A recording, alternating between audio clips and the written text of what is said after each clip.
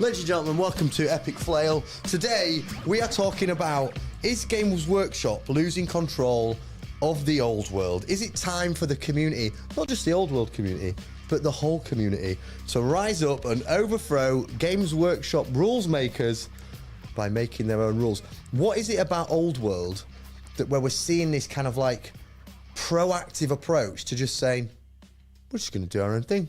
We're going to write our own rules and we're going to crack on. Is it something about the player base? Is it something about the rules?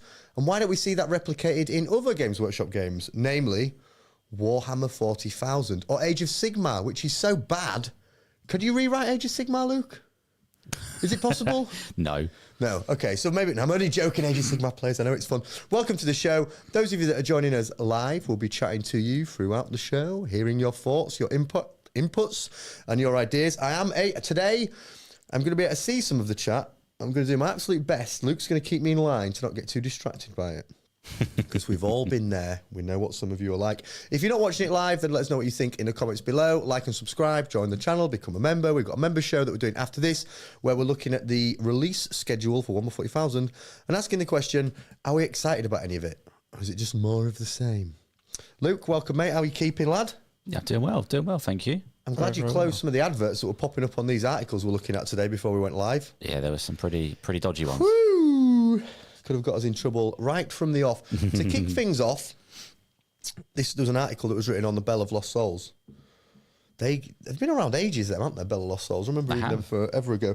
They're very proactive with their article writing, aren't they, Luke? As we noticed just now, there's a lot of articles that they churn out. But this one, they wrote fairly recently, and it's talking about this thing that's sort of going on with Old World, where people are just taking it into their own hands. People are just writing rules. And the article is exploring whether Old World is kind of out of the hands of Games Workshop and now in the player base. Luke, we've chatted about it a few times on the show, haven't we, recently? Because we did an episode not so long ago where we talked about comp rules in Old World and how there's just like, it's not that the old world rules are bad, but there are definitely some issues with people being able to take certain combinations and armies. And it's something you'd looked into when putting a rules pack together for the incursion events, wasn't it? Yep. Do you need to introduce a comp? Could you just set the scene a little bit there as a tournament organizer as to why people have been doing that and what we've kind of get us up to speed, and then we'll look at this article. Yeah, you just want people to come to your events, basically. As a TO, you just want people to come back, have a good experience. And so anything that is risking people having a not so good experience, I'm then interested in doing something about that.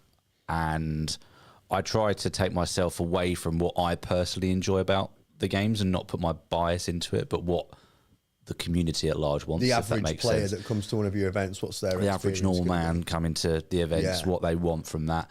So I might think, oh, it's okay to have lots of dragons, so I'm not going to comp dragons. Yeah. But if there are so I try to take a step back. So that's, if there's something that's pushing the needle in an unfun direction, then that's where I'll sit up and be like, right, what do I need to?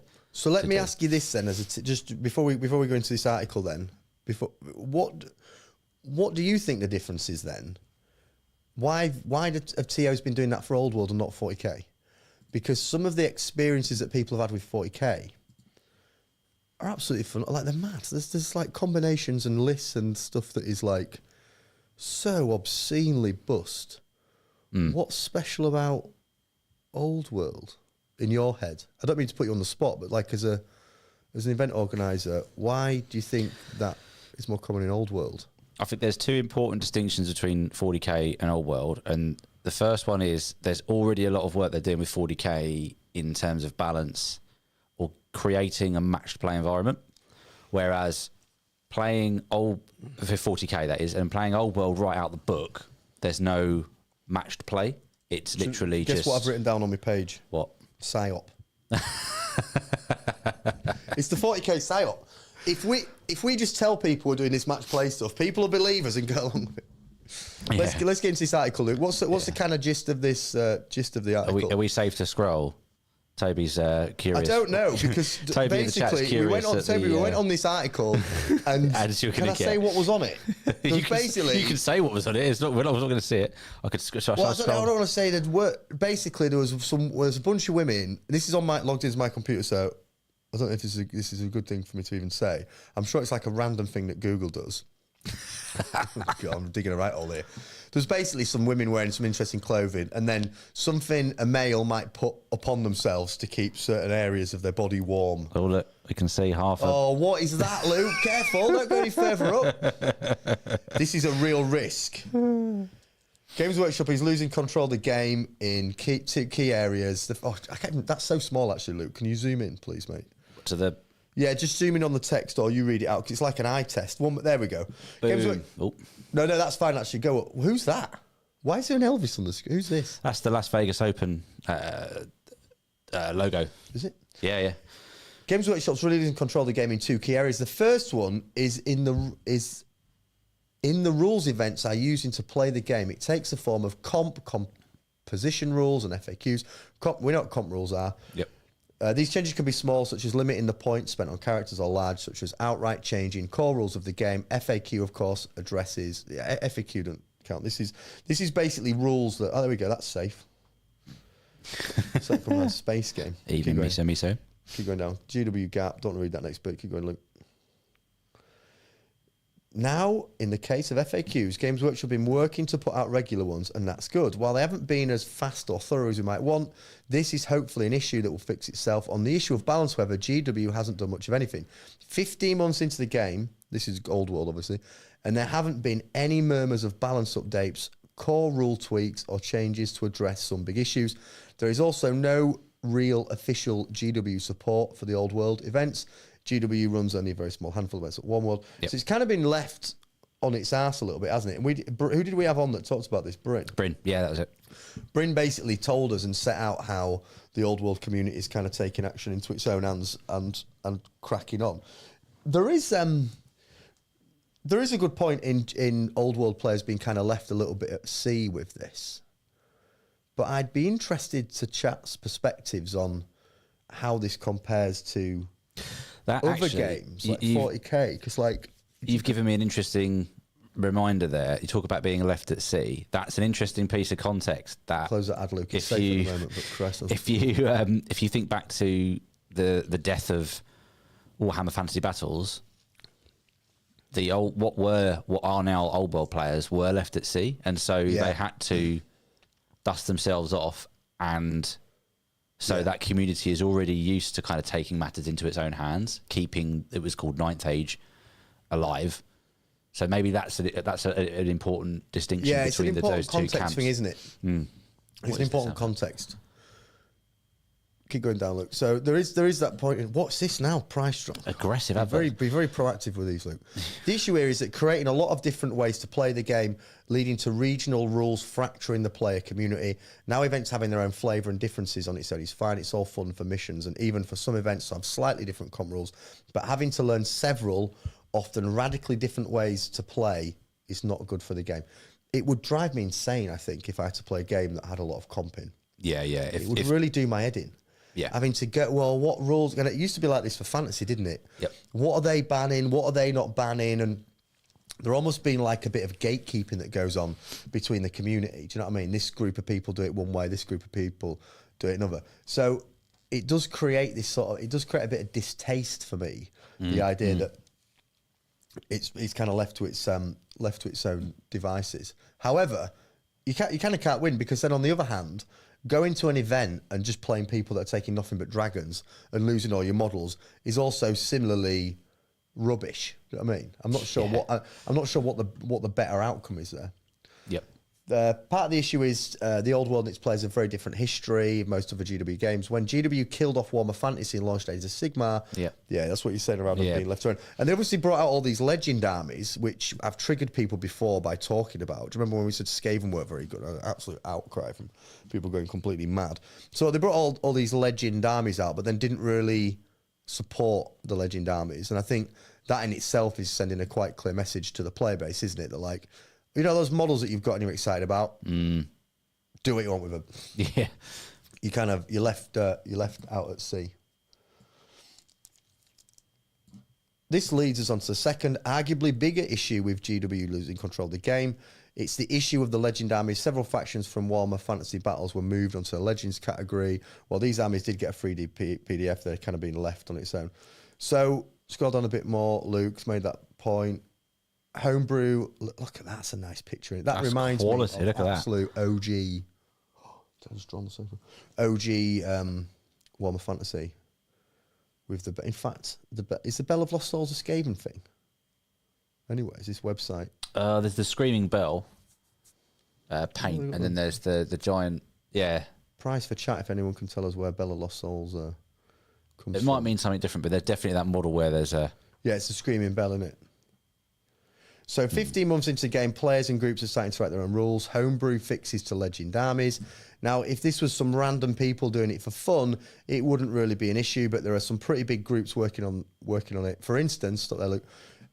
The people at the Square Based have put together what they call the Renegade Legacy Pack. Yep. This is an admittedly fairly restrained attempt to update a few of the Legends army lists and make them more playable, and it does come from a place of love for the game. Yeah, no doubt. Those guys, they've done loads for the community, haven't they? They relentlessly churn out content, old world content. This isn't some fringe movement. A number of events, some of them very large, have said they'll be using the packet. No major army builder sites for update. Oh, God, this is the other thing that's a pain, isn't it? So everybody uses these army builders now. Yeah. So now you're going to have army builders that are going to have to be like, well, hang on, do we have to make a bit of the app that Does that. goes which rules packet? Oh, God. This is where the gatekeeping thing just becomes too much of a problem, doesn't it? It's a hard sell. You imagine a new person getting into the hobby. Yeah. The learning curve and the bits, the hoops you've got to jump through just to put an army together if you want. I like Skaven. Okay, but you're in for a rough ride there. I think the problem they've got there, right? This isn't like a shade dig at anyone, or maybe it is. This might be a shade dig at people. There is this kind of like anti-GW sentiment that runs through big chunks of the gaming community, I think, that play GW games, and some of those people will be more than happy to go, do you know what?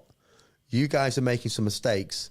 We're going to just do our own thing and run off to the hills. And it's kind of a bit of a two fingers up at GW. Not without the community's interests at heart. I'm not saying it's kind of like that's their number one priority, and helping the community is too, because there's clearly a reason to make these changes and do something about it. But I'd be concerned if I was Games Workshop about this. To me, does feel like they could quickly lose control of the player base, and they could quickly have a situation where it's kind of like a lose-lose for everyone, unless you're the people that are at the forefront of that movement and you're holding all the cards, i.e. you're the group that most people are turning to keep that comp pack up to date, because we know that that sort of power, I use that word loosely there, but that sort of power is, in the current climate of digital content and of events, that's very powerful. So like if you're the group that lands the comp pack that everyone's playing, you're in a great position, because you can then be at the forefront. You could be like, we're dropping a new rules pack, come check our show out. Yep. Come see our show. Come to our website where we've got the latest rules pack. Come to our event where we're going to trial the latest rules pack. Come watch our video. You know, it's that kind of like being at the forefront of that, being able to get in front of Games Workshop and saying, you guys are dropping the ball a bit. We're just going to crack on and do our own thing. When I used to play fantasy when I was at university and a kid, people weren't doing that for any financial incentive. Do you know what I mean? Like, No. you would only really do that if you just like really love the game. And I'm not saying that the people that are doing that don't love the game. Of course they do. You'd have to be a fool to put so much time and grind so hard. But we're in like a different time now. We are. We're in a different time where there is money to be made. There is monetization to take place. Yep. From getting at the front of a community. And what better way to get at the front of a community than just making your own rules? Now, we're going to contrast in a second. We've read this article. We're going to contrast this to Necromunda. Yep. We're going to contrast it to 40K, and we're going to contrast it to War Machine, all of which have really interesting stories and backgrounds. as to how people, the community, have interacted with the rule sets. All very different. All three of those examples, very, very different experiences. But this is particularly interesting because we think about the last show. I made the claim on the last show that the old world is way bigger than Age of Sigmar, and that Games Workshop should put Age of Sigmar in the bin. And no, I don't mean that in a nasty way. I don't mean like drop the game. They should substitute Warhammer the Old World for Age of Sigmar. Because Age of Sigmar, the models are absolutely amazing. They're brilliant. But like all Games Workshop models are like Games Workshop make amazing models. The old world, the world is better than Age of Sigmar. Yep.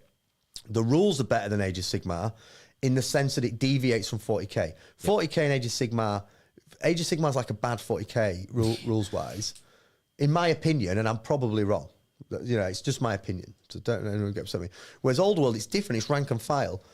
But if Games Workshop just have it out on the wings and let people just run off into the hills with it, that ain't good. Now we know. I guess the kind of like disclaimer with this piece around the Old World is that we have an inclination that they won't let this go. Like, I don't think they're just going to sit back and not see some of these things and recognise that there's action to be taken. And one of the things that's interesting about Old World, as a kind of like before we move off this article, is that it has this kind of like historical, casual element to it. And yeah, sure, there's been Warhammer Fantasy Battle tournaments since Fantasy first hit the tabletop. Like the competitive fantasy community was a big deal. It was a big thing. But there was always a cheese factor with it. And everybody kind of knew that like if someone wanted to cheese you in a casual game, they could. Like someone could just turn up with like an absolute awful list that you're just going to get smashed off the table with. But as we've talked about some of the guys in the community before, like Liam's come on and talked about it, in Old World, it's almost like you just tell people you don't want to play that game, right? You just ask someone to not do that. Yeah. These are all interesting points. I think Miso all good points. That's one has put some interesting things in the chat. I don't know if you can see that, Paul. No, but it's fine. Read them out. So basically, war games need to learn from some of the best metas of Magic the Gathering. They need a relatively wide variety of armies with different play styles that are viable. So buffing a dragon just to sell models is not a long-term thing. And I think it's interesting you make the point around, like, there's money to be made. Obviously, GW, first and foremost, are going to be the ones making that money. And they're going to be making decisions geared towards making money. So they're always going to be doing stuff like that and not necessarily worrying about the rules implications. And also to one of the points you make about AOS, simplified 40k. It's what GW would like to do to 40k if they could get away with letting go of the old stat lines. That's an interesting take. And a lot of people prefer how AOS plays now. Apparently, I know people. And I'm only sort of being facetious with the AOS thing. I know people rave about the latest edition, but it does feel just like it's like giving 40k rules to an AI program and saying faff about with these. Do you know what I mean? Like kind of faff about with this. It still lacks the sort of feel that old. It just feels like more 40k skirmishy game. You know, stuff's not rank and file. I also just can't get my head around people going twice. So let's get down to the conclusion of this article, Luke, and then we'll talk about these other the other armies. Oh, let's scroll down. I want to see this. What can be done? Look at that. Oh, God, it takes you back. Remember that coming out. That's so good. Look, I want to be clear here. This is not meant as an attack on the players or the TOs. They're making changes out of a love for the game because they feel they need to provide a good experience. These people put a lot of it. That's kind of what I was saying, basically. So what can GW do? Address the comp FAQ is the easiest thing here. They've already put out regular FAQs. They just need to keep doing that, maybe faster, and work out. As for comp, some kind of balance pass would be great. General's Compendium or Match Play Handbook, very good idea. Gave more of a framework for events would be great. Doing that would basically resolve the issue, running more official events. But they've got to do it really quickly, because if they don't do it quickly and they then do something and it's not as good as what people have already written, then you're kind of in trouble.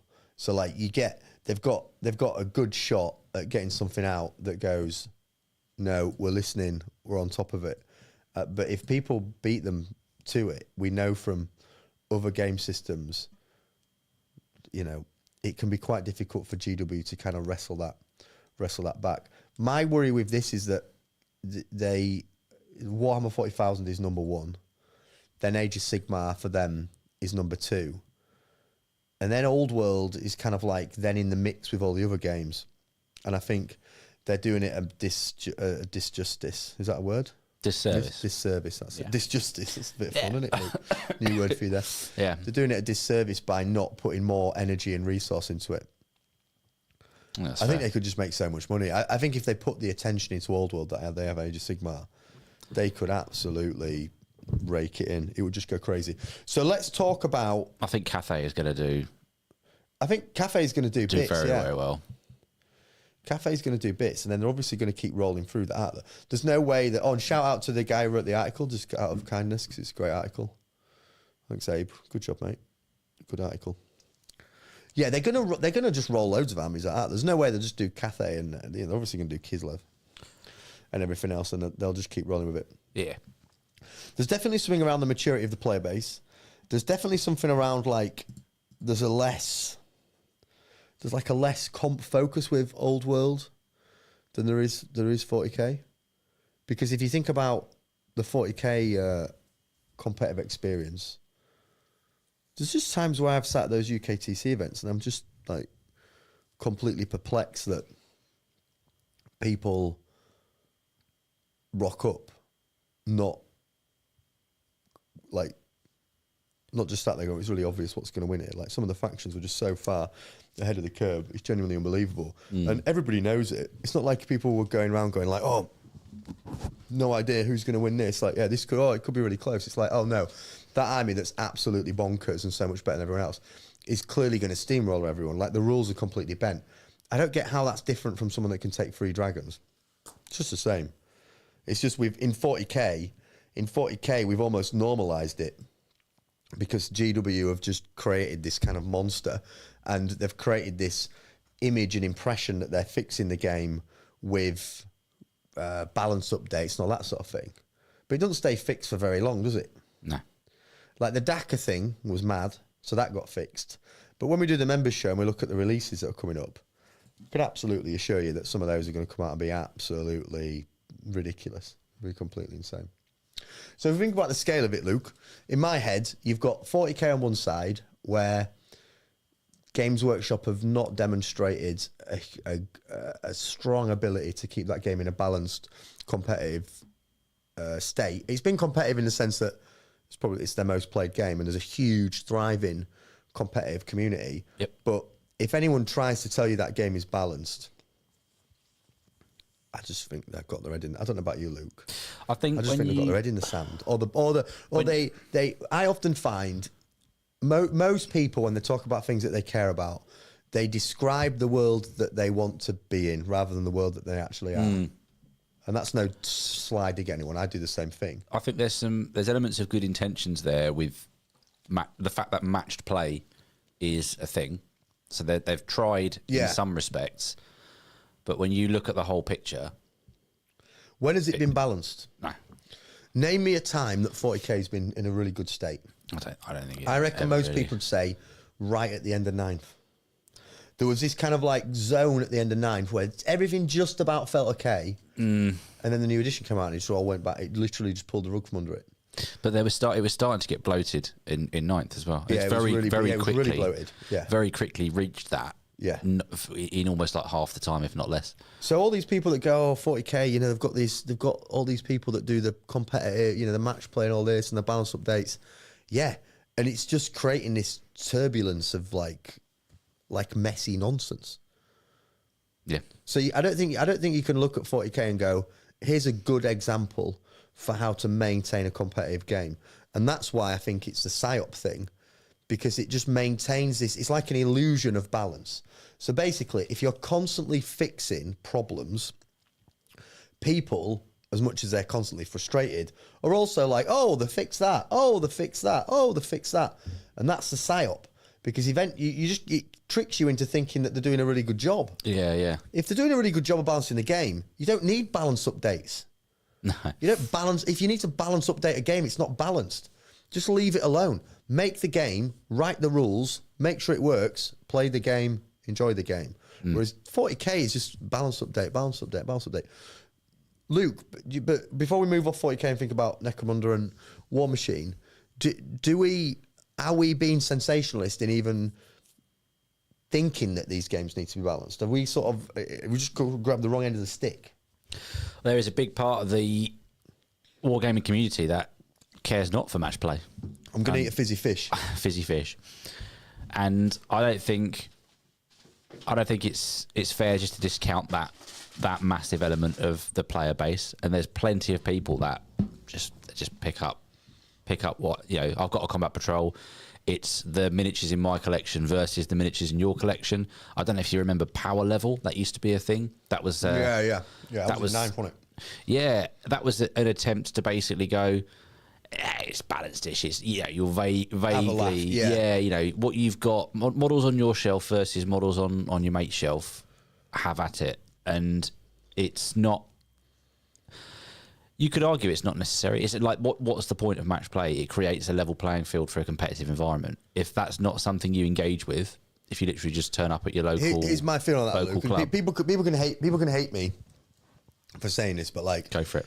I think that there's this whole like thing that you have to say with 40k, where you have to pretend that most people just play it for a bit of fun and it's casual.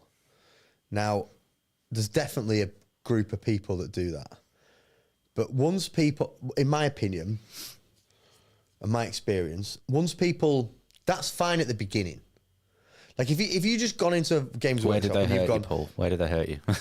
Well, no, but just people that have played. Like I've got friends that have played for years, and I reckon if I said to them, "Do you want a game of 40k?" They go, "Yeah." I say, "Do you want me to bring something really strong and like mad, or do you want me to bring something?" They'd obviously be like, "Oh no, bring something that's really balanced." Okay, so but by you saying that, you're insinuating that you want a competitive game. If they turn around and say, "Do you know what, mate? I don't care.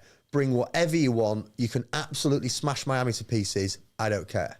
Oh, so you obviously don't care about the result. You just want to roll some dice and have some fun.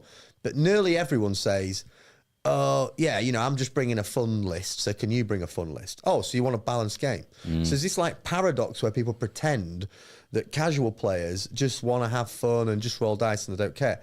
But I do think they care. They just express that by saying, "I'm not taking something really strong. Can you not take something really strong?"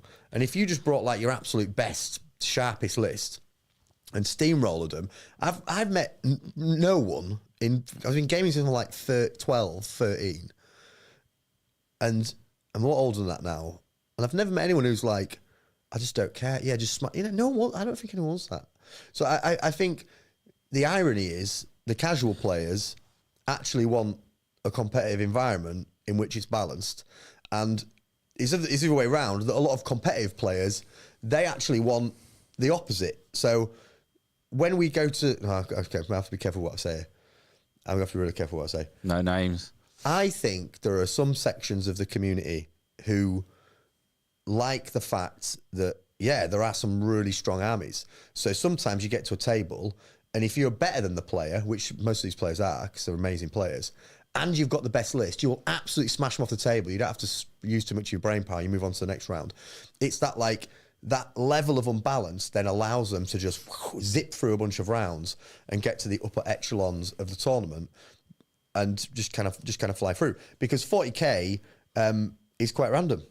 The dice are a bit mad. It's a very dicey game. So if you can create an environment where there's this huge imbalance, you can circumnavigate that by being like, it doesn't really matter what my dice do. I'm taking something that is so obscene, like Daka Daka. Daka Daka doesn't care what your dice do, because you roll so many dice, you'd have to be cursed by a gypsy's family to not be able to win. Do you know what I mean? Like, it's mad. There's a couple of good things in the chat here. So I want to very, very quickly, I want to just shout out to JS's comment. Casuals still deserve a balanced game.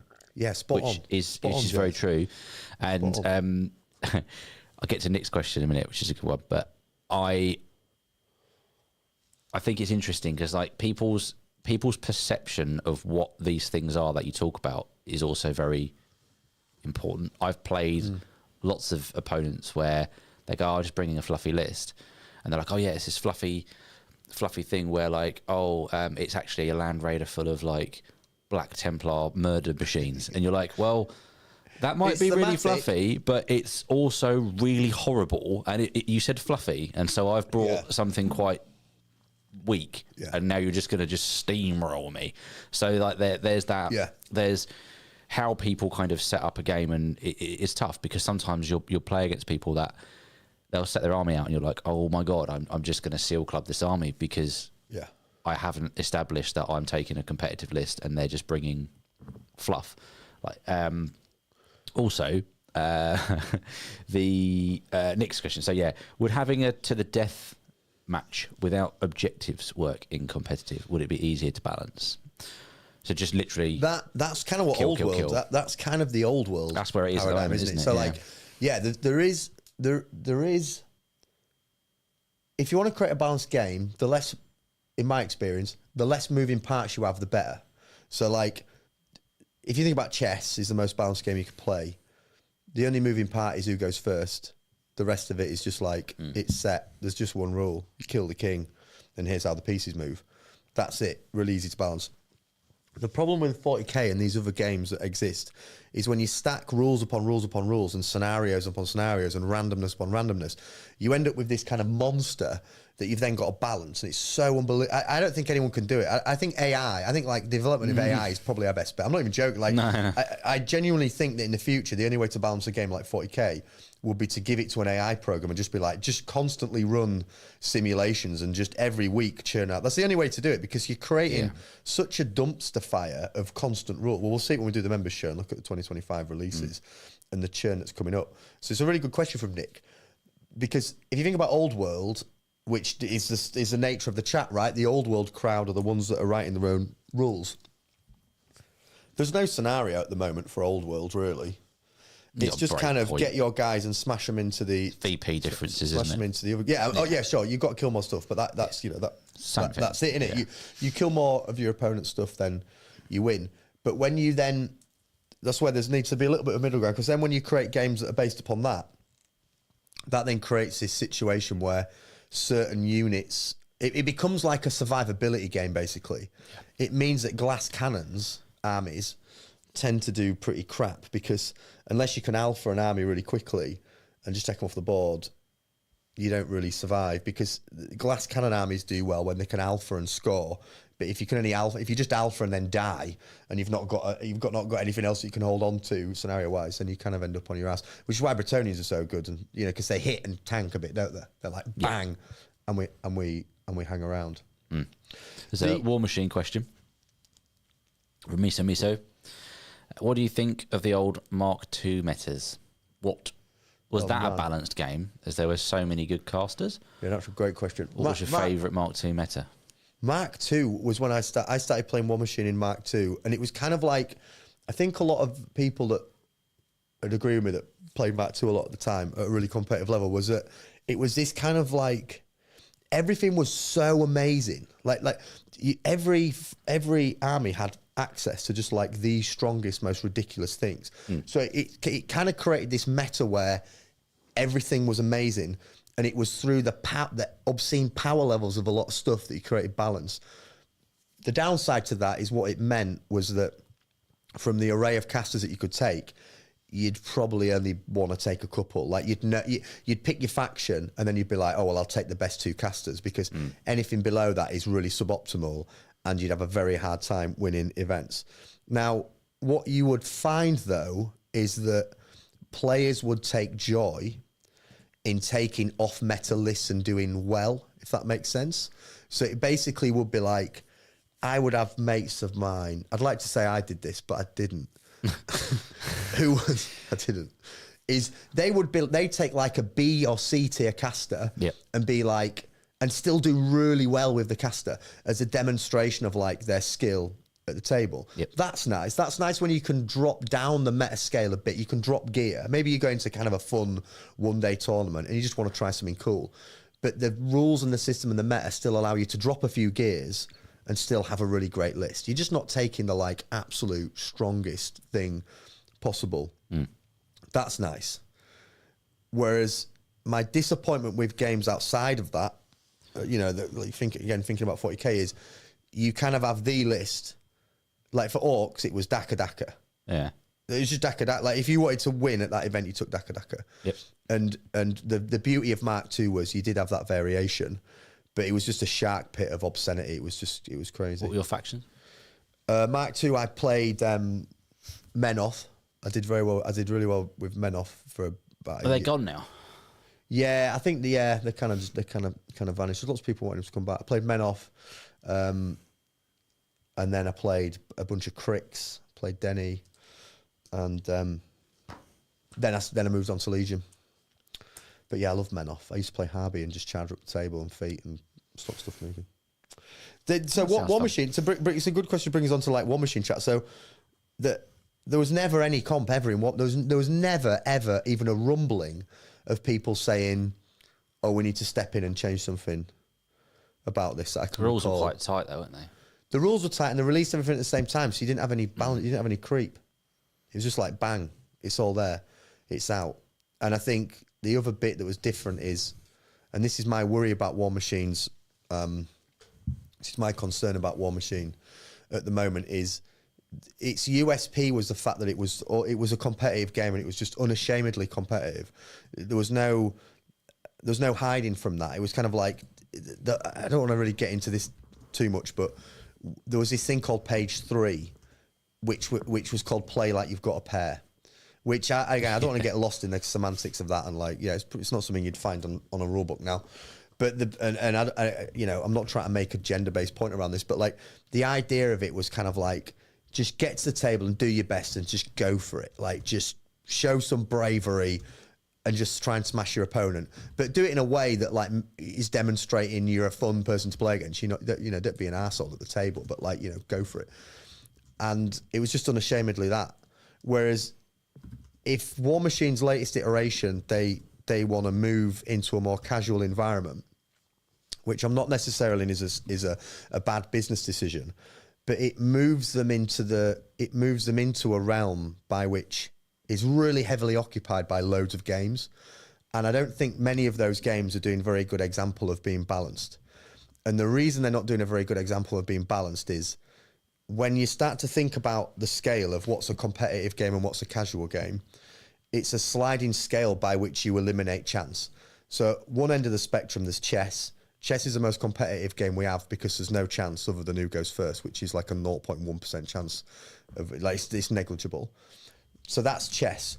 And then all the way at the other side, you've got heads and tails, which is just like the maddest, most random game ever, and there's no skill involved. Well, okay, fine. There's maybe some skill, but it's very, very limited skill. And then you've got maybe like rock, paper, scissors, which has got some skill, but it's still very random. And so, but what casual games are more towards this end. Casual games are ones that are random because people like the random effect. The casualness is defined by the outcome isn't necessarily a decision. It's kind of just you're in a story, you're having fun. So if War Machine's intention with the latest edition is to navigate towards the casual end, the most obvious way to do that is to remove some of the certainty and introduce more randomness. But as we've seen from 40k, the more of that you implement, the more unbalanced it becomes and the more you upset the competitive base. So it's this constant kind of juggling act. And I think War Machine has done an amazing job in the past of just being like unashamedly competitive. And I actually think that's a great niche. I think that is an unbelievably good niche to occupy as a game at the moment. Whereas the casual end really, there's so many games now, isn't there, Luke? There's so many games we could play and talk about. It's ridiculous. I think you want to support Leeds both. United. Oh, sorry. No. You want to support both in equal measure is what I think. You want to incentivize the people somehow. I don't know what the answer is specifically, but you want to be able to incentivize people to play casually in some way that allows them to use all their toys and have fun with it. But a bog standard sort of match play thing, again, incentivize that for the competitive environment. That would be the having your cake and eating it for me. Yeah, but that's kind of like two rule sets, isn't it? That's where you have this kind of like, you want, you know, to me, do you know what would be a casual game to me? A multiplayer game where it's a bit of fun and there's a bit of politics at the table and you're just having a laugh. That sort of thing where you introduce, for me, if I was designing a game right now, I'd create a really tight competitive rule set, and I would say, look, at the end of the day, best player wins. If you play better than your opponent, you're going to win at this game. It just is what it is. It's a competitive game. It's a tight rule set. Best player wins. But that doesn't mean it's not fun. Because if you want to just have fun and you don't care about that, we've got this multiplayer mode. We've got this horde survival mode. We've got this, you know, we've got ways of playing the game that are just a bit mad. Yeah. And that are less serious. Do you know what I mean? Whereas, but 40K and you know, what I've seen from War Machine, it's, they have talked about like some campaigny narrative style play, but like, you know, got to see it before. It's good to talk about, but it's better to do it. You know, 40K, everyone kind of plays, you know, you think about the club, I know the Brighton club is quite competitive, but does anybody not play the match play? Like, have you ever seen? I think what I've found match play has done, whether it was intentionally or not, is it's created a way of playing that is accessible and amenable for two complete strangers to get a pickup game. Yeah. That's true. It levels that out. So you kind of, you're setting expectations. You're like, I would play a match play game. It's like, great. I kind of know what I'm getting in for. That's why JS's comment is so good, because casual players kind of deserve that. Like if you want to put hours and hours and hours into building and painting models, because this is the other thing you got to remember about wargaming and all this stuff, all this kind of like, we're going to write our own rules thing. We're not talking about like a game that you just wander into. It's not like me and you, Luke, like I'll just play a random board game that we've picked up. We spent absolutely hours building all this stuff and like painting all this stuff and thinking about it, and like grief from our partners for spending money. You know what I mean? Like like G comes home, sees a Necromunda box, there's an inquiry. Do you know what I mean? G comes home, see a War Machine package turn up, and there's a line of inquiry. And it's not just some random game. So with that in mind, there's such a time and money investment. You deserve a really good experience at the table. Yeah. Which is why all this stuff comes up. We talked about 40K, we talked about War Machine. The other one that's really interesting is Necromunda. So Necromunda and Blood Bowl. You played it? I've not played Infinity. Misa was asking if we've ever played Infinity.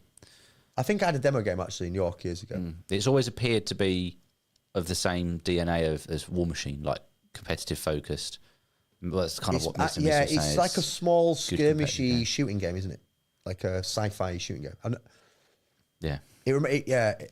I'm sure I'd be interested. I'm sure I'd enjoy it. I've heard people say good things about Necromunda, you were saying?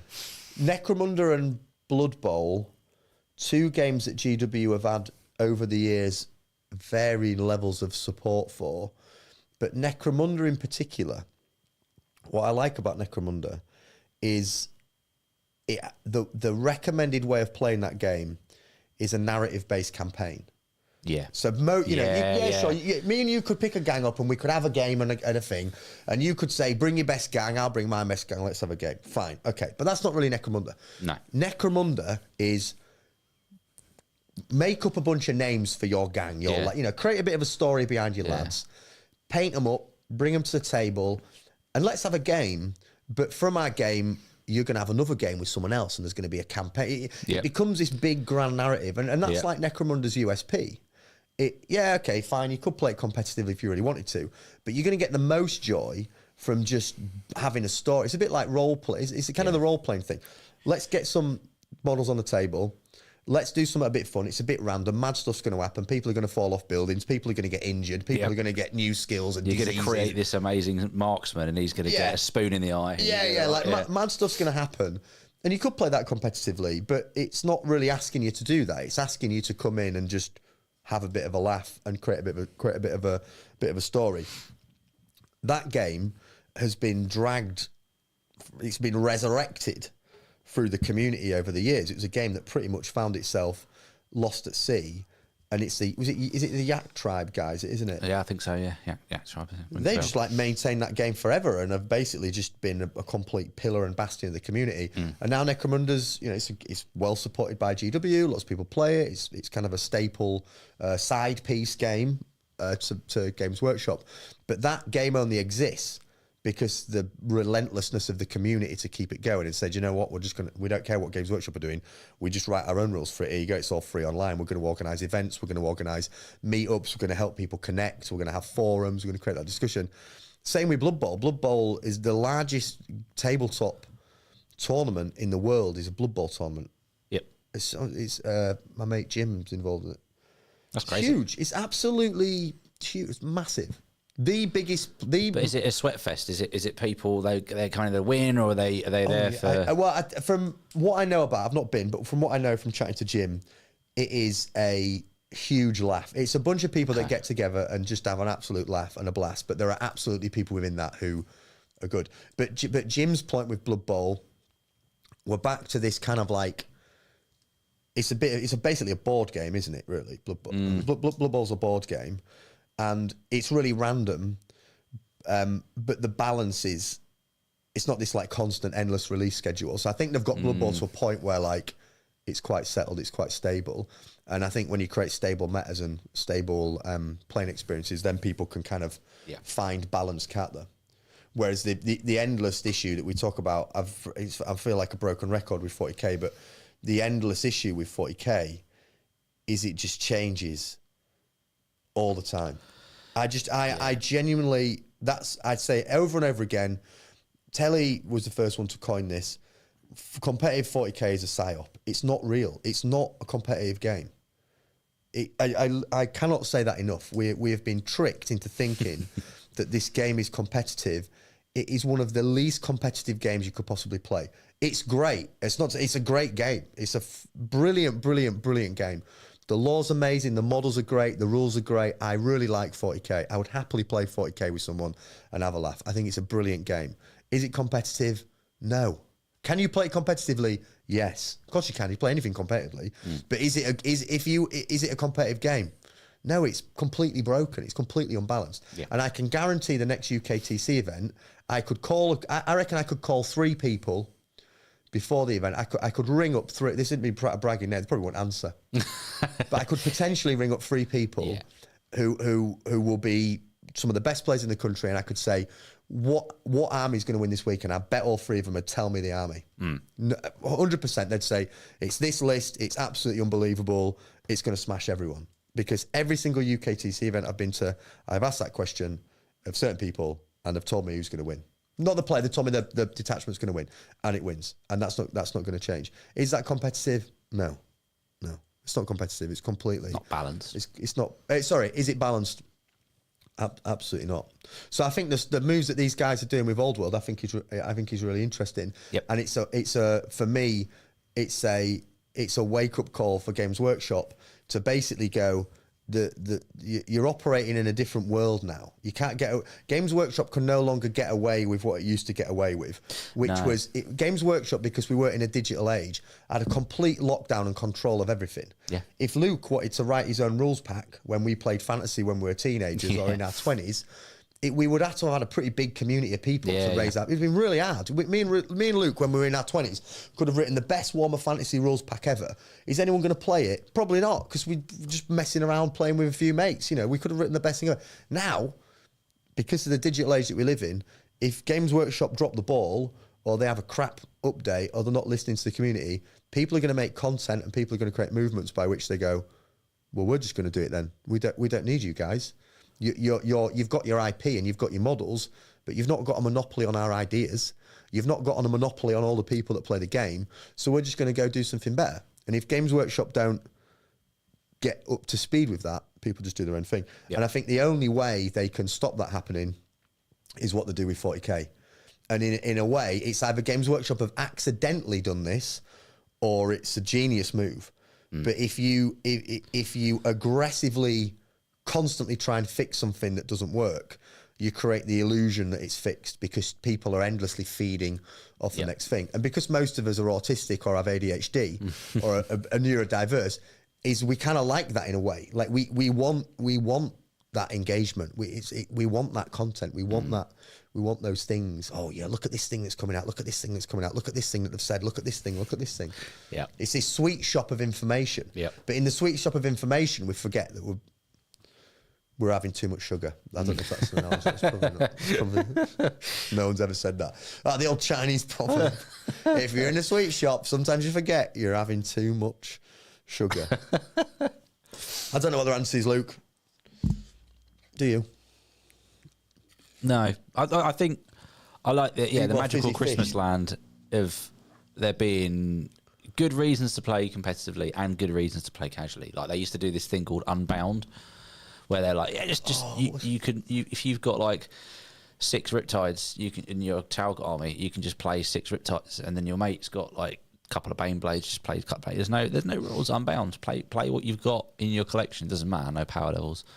And those were good. I remember playing a lot in Games Workshops where it was just like mad games. Yeah. Summit dies, bring it back on. It's just like we're just rolling dice and having fun. We're being daft lads. Ali Delta is arrived. Oh, Ali. Just as I'm wrapping up, Ali Delta, but Ali's a member, so Ali can join the members show that we're about to do in a second. Indeed. Where we're going to look at their release schedules and make some predictions around what we're going to expect from it, sirs. This is the parting thought. This is the case with Uno. Apparently, everyone is ignoring the manufacturer's rules and playing their own game. Wait, Uno's that mad card game, isn't it? Yeah, pick up 4, reverse. Oh my card. god, Uno's so complicated. It's only because you're colourblind. We're at the college the other day.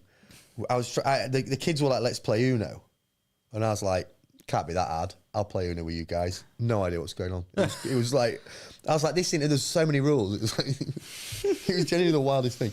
Ali's quite interested with this chat. I'm ashamed you didn't join us at the beginning, Al, because Ali's a very interesting. I can't read what he said. Ali's a very interesting gamer, in a sense that he's a superb example of someone who will get models on the table and have a laugh.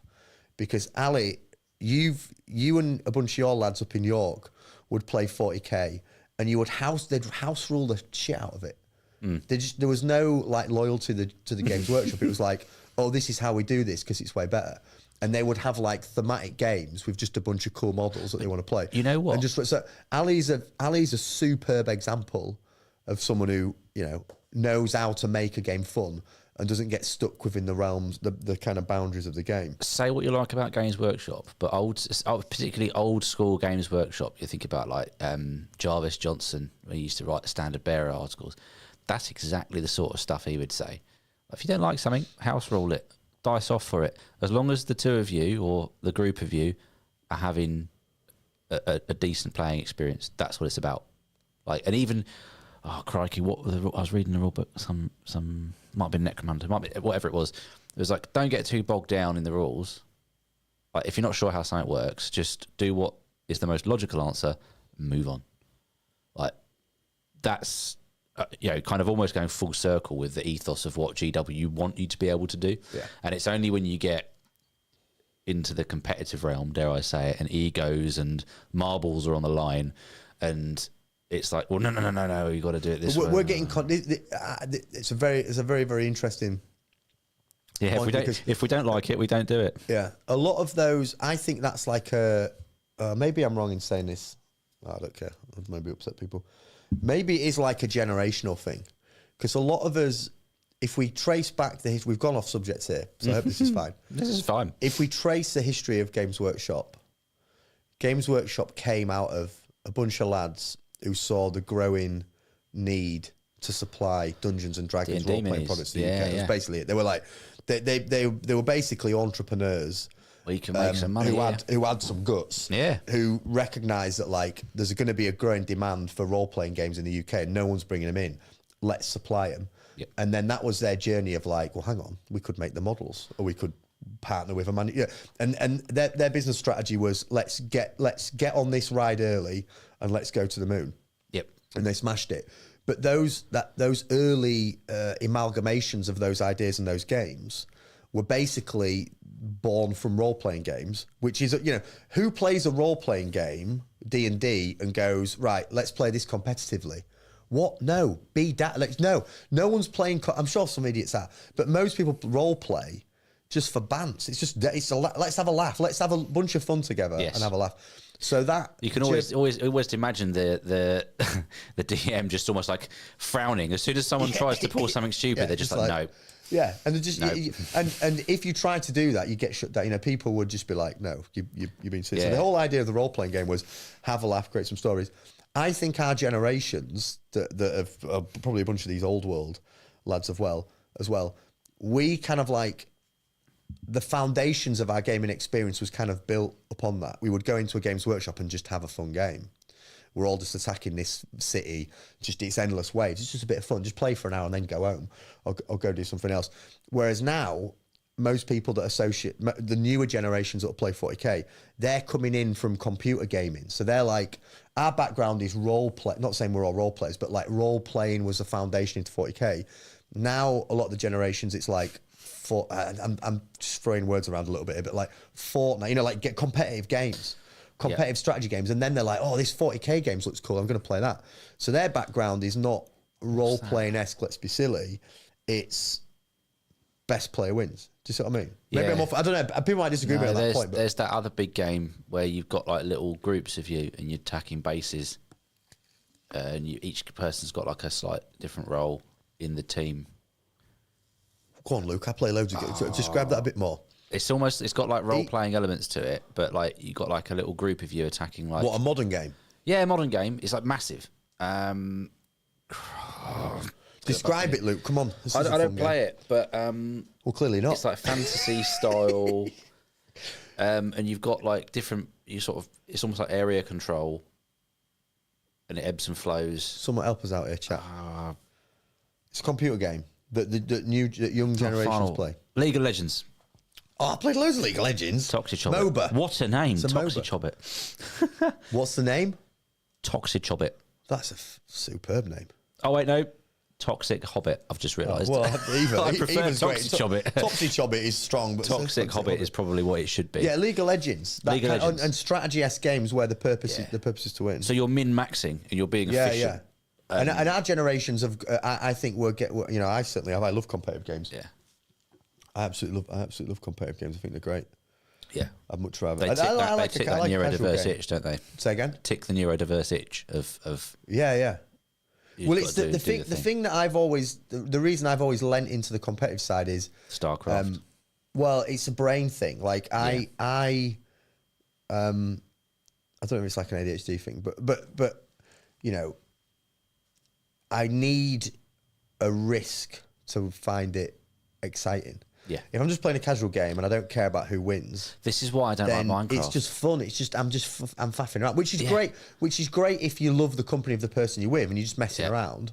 But like if you just go to a club and like dopamining. No, it's not. Yeah, that's it. Yeah, because like if I'm thinking, oh shit, like I don't, you know, this is important. I don't want to lose this game. Then it just becomes more exciting. Those dice, the consequences of the dice roll increases, and therefore it becomes exciting. If I'm playing, I mean, I'm not going to get excited about playing heads or tails unless we're putting money on the line or body parts. No. Yeah. Do you know what I mean? Like heads or tails, whoever. Imagine if we went heads or tails, winner loses, loser loses a finger. Yeah. You know what I mean? I get nervous about it. Luke, that'd be a rush. Stakes have gone up, haven't they? That'd be a rush. Yeah. Whereas if we're just doing, let's have a flip and slap, you know, just a what? High five, you know, flip and, oh, well done. Yeah. That, no, I'm not excited about that. So I think that's personally why I've always liked the competitive side of things. Because my experience of gaming has been just rocking up at clubs and just playing games. Is this the plot of the new Saw movie? Remind me never to play rock, paper, scissors in a pool. Do you want to play a game? Yeah. Do you want to play heads and tails? That is a really interesting point because it's why I can't get into like games like Minecraft because like I'm just like, what's the point? Yeah, I'm not weird. I'm not a child. I'm not a weird child. No, I get you. I'm with you. Yeah. I need like a bit more. I need a thing. Yeah, I need some kind of thing to make it worth the effort. Unless the company's great and it's funny. If you have a casual game that's funny or a bit of a laugh, then yeah, fine. It's a different cup of tea. Right, Lukey lad, I'm absolutely bursting for a wee. Yep. And We're gonna do a members chat. We're gonna look at the. Can have a game of was it Flip and Slap? We're gonna have a game of Flip and Slap live on camera. Let's have a game of Flip and Slap in the members show, folks. I might lie down as well. Is it right to lie down for the members show? You could do whatever feels right. I could just lie on the sofa and turn the microphone down. I feel like I might have a lie. Miso saying we should learn Infinity. It would give us. I'd give it a go. Everything we need. Is it like? I feel like it will be like Necromunda. He said one of the comments earlier was because I sort of said it. I suggested it. I've not played it, so I said it kind of reminds me a little bit of War Machines of that sort of DNA. And he was saying a lot of ex-War Machine players really like it. Do a bit of Infinity. I'd need to see some models. Google, mate. That's what we need, Luke, and more games. Yeah. Tony. Thanks for watching the show, folks. We appreciate you all tuning in live. We'll be doing these every Wednesday. And we've got more stuff around the corner. Thanks for joining us. We'll be back next week. If you're a member of the show, then just hop over onto the members link. You'll get there through the Discord. Or you can just go on the YouTube channel, and it's there if you're a member. If you've got a green name, you can just click it, you can see it, and you'll be there in about 1 minute, 10 seconds after I've been for a quick wee. Thanks for watching, folks. Hit the music, Lukey boy. Let's find these fizzy fish. And let's do a members show.